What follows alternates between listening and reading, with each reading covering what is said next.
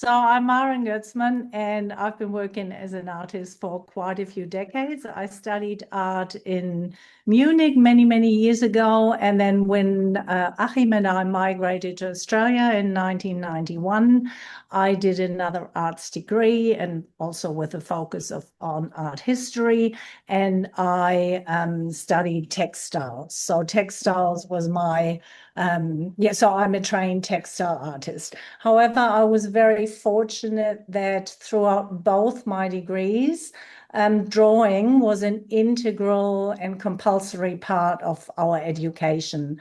And so drawing has been and still is a really important part of my daily practice. And so I switched between textiles, drawing, and in drawing, I also include drawing with threads, drawing with fabric, and drawing with elements that then sort of works into collages. And here I've put sort of this image in because this is a work which is very old. It's from about almost 20 years ago, and it's called Lifelines. And the theme that I go back to and that I investigate all the time for myself is, where do people position themselves in the world, especially as a migrant? And I've moved around quite a bit in my life. How do we deal with new influences, and how do we, find a literal and also a philosophical, a political standpoint for ourselves? And these here were hand-stitched appliques. You can see here sort of some details. They were about 150 by 80. And you see the presentation here. They were presented at Artisan Gallery, which is one of the few commercial galleries in Brisbane at the time. I also, in my textile work, have always used fabric that has been pre-used, particularly intimate apparel that was used by mostly my female friends, like, nightgowns, tablecloth, bed sheets, etc., to create work from those.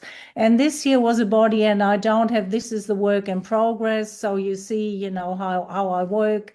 That was when it was sort of when it was hanging at the wall. This was a work from 2020. It was called Touched, and all this. So this is basically sort of a stitched together, sort of pieced together in the, it's not quilted, but in the sort of traditional form of a quilt, 40 by 40 fabric pieces that are then mounted off fabric that have been touched and worn by my friends. And some of those, I lost quite a few female friends. So this was quite personal for me because quite a few of these fabrics were by friends who had recently died.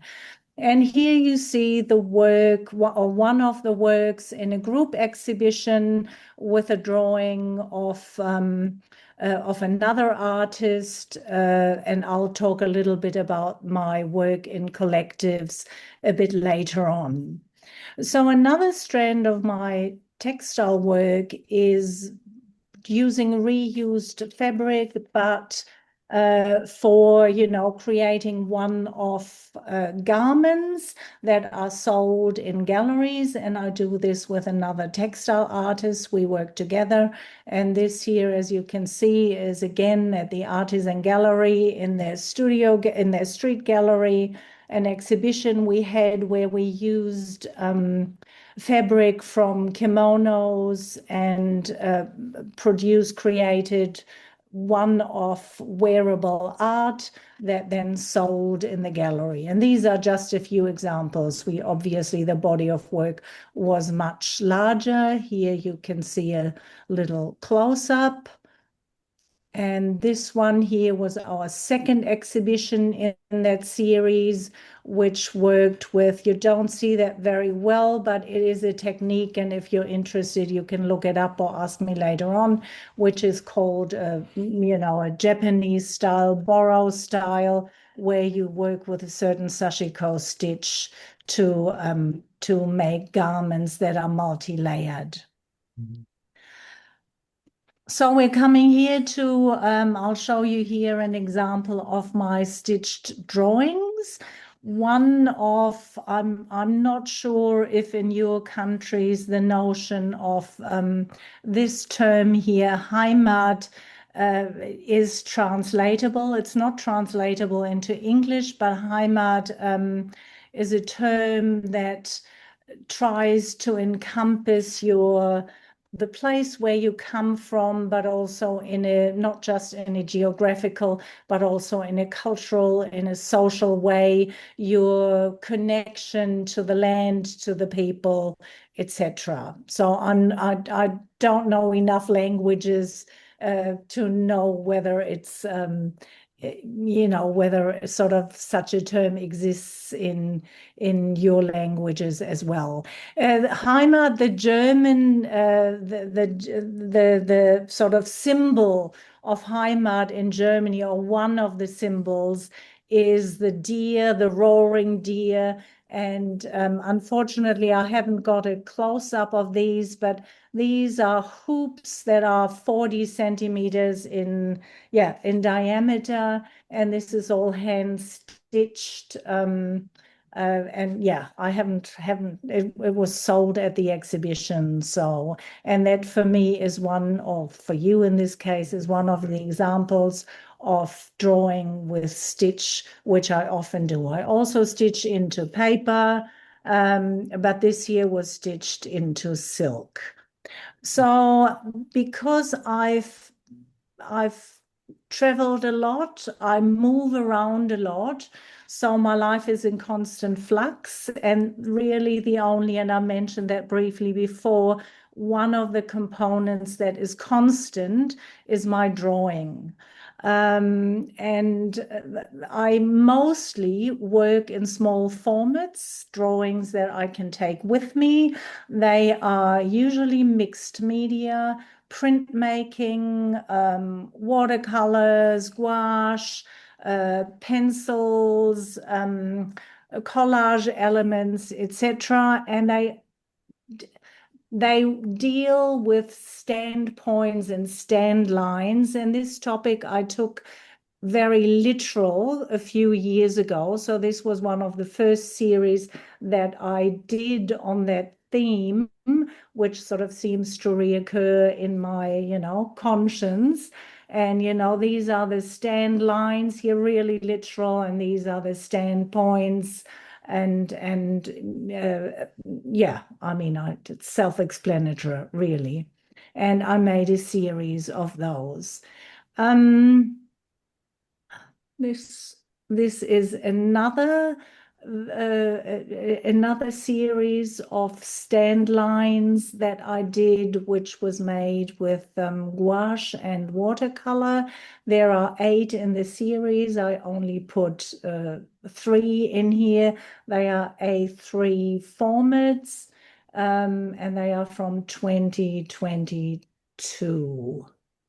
This is a work where I used book pages. So I often work with materials that I find. And once again, you can see some very literal standpoints, but in terms of blocking out certain words, certain sentences, the text also refers to standpoints that you take in your life. And I'm also doing an ongoing series, which unfortunately I haven't got a photo of, but I have a silk string, which I put in a circle on the ground, and I take a photograph of myself, usually every day, wherever I am, to mark my standpoint. And sort of that's an ongoing series. as I said, I work in a small format, and I do a lot of visual diary entries. And these here are from a series started in 2014 and is still ongoing. This is called Berlin Diaries. Achim and I, we move between Berlin and Brisbane, sometimes a 6 month stints, but over the last few years, usually only 3 months in Berlin and 9 months in Brisbane. But I did work every day, or sometimes obviously I did 2 a day or whatever. But these were experiences that I had, impressions that I had, feelings that I had on those days here. For example, this year this was a summer thunderstorm. Yeah. What I have been always doing, I'm really interested in working collaboratively and how groups work. I like and I always do workshop in communities, but I also myself work artistically with other artists in collaboratives, and I have done throughout my artist career. And one of the collectives that I work with is Night Letter. So we are 5 artists, as you can see here. We have a lot of fun. We meet once a week in the studio every Friday, and we work together on a collaborative artist book. So we have, our focus is artist book. We each have our individual artistic practice, but on the Friday and for exhibitions, we work on artist books. We have an exhibition every 2 years because we see that seems to be a good and manageable cycle for us. And artist books can take really many forms. They can be literal books, they can be found notebooks that we work on, or they can be, like in this case here, they can be boxes with individual pages that are then presented on the wall or in the box that viewers can, sit down and view them. This is from one of our first series, which was called the Anarchist Notebooks. And I'm not going into why they are called the Anarchist Notebooks. This is another talk, really. But these were books that one of the members had found from was heißt Nachlass? From an inheritance, and they were little books from a railway worker. So they were railway books, and they had notes in them. They had sort of paint drawings of tools in them, etc. And we worked with those books and with what was presented to us already. So you can see here this pencil writing was already there, and we sort of, we printed some lettering over it and then added some drawing. This here was a page, I think this shape was here, and then the artists sort of added something. What is quite unique in this particular collective is that the artists are not working like you do this page, you do that page, or I do the drawings, I do the texts, you do the textile pieces. But we start with a book each, and then we pass that on, and each other artist works into the other artist's work. So you've got to leave your ego at the door when you do that. There is no ownership or anything like that. You can't be precious about what you did, because sometimes you will find that what you did before has been totally obliterated by, a black circle or whatever.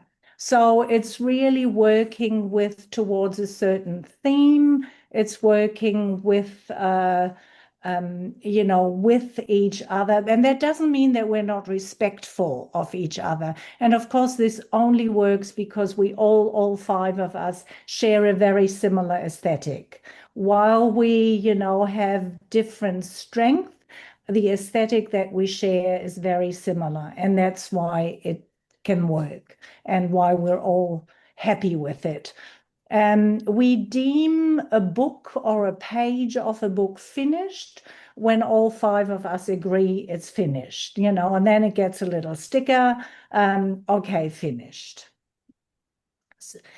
Artist books so these here were the small artist books. They were about 15 by 10 centimeters. These here we tried, we went entirely, can I say, we went entirely convinced about the outcome of this artist book, but we had 7 large 70 by, I think, 40 or 50 sheets of paper, had some still lifes, and all 5 of us worked on each of those. So one of us started, and then the next one got it, and we worked that, and we presented it in a box, but for exhibition purposes, we put it on a wall. We were not entirely happy with it, but hey, you win some, lose some, and you've got to experiment and have a little bit of fun. And we do have fun, I can say that. This year you have seen, but and I think one of you said that before, I think it's really important when you have an exhibition that the artwork is accessible to the public. So, our artists' books were presented here and the public could take time and view them. I also am a strong believer in that when you present an exhibition, people, be it fellow artists or be it the public, are usually really, really interested in how things came into being, what media you used, how you did certain things. And in my view, artist talks, meeting the artists' opportunities are really, really important to make people get into the art and understand it a bit more. This is another not so success. I mean, it was successful in the end, but it was really a dud. We started to draw and collage into art books, and after a month we said, this is shit, this is not going to work. But of course, there were a few pages which worked really well. So we took those pages and got them bound into a series of seven books, and simplifying assumptions was one of those. Sorry, I jumped there. Our last body of work was Small Talk, and these are very simple notebooks, small format once again, but the focus was here a bit more on collage. So these pages here, for example, are entirely collaged. This here is obviously a mixture of drawing and collage. And I think this is the last image. Here we are, the collective is looking at the Australian landscape, the myth of the Australian landscape, and these are printed, the background is printed, and then elements are collaged in, and we're basically sort of taking the piss a little bit about the myth of the Australian landscape. There's all these landscapes here, like the red soil, etc., and the sort of fields of grain are very important and sort of in the Australian psyche. So we are poking a little bit of fun at that. So, and I think that was it in a a very sort of brief nutshell, or it wasn't that brief, was it? But hey. Yeah, so that was it. Thank you so much. It's amazing. I No love your problem. work.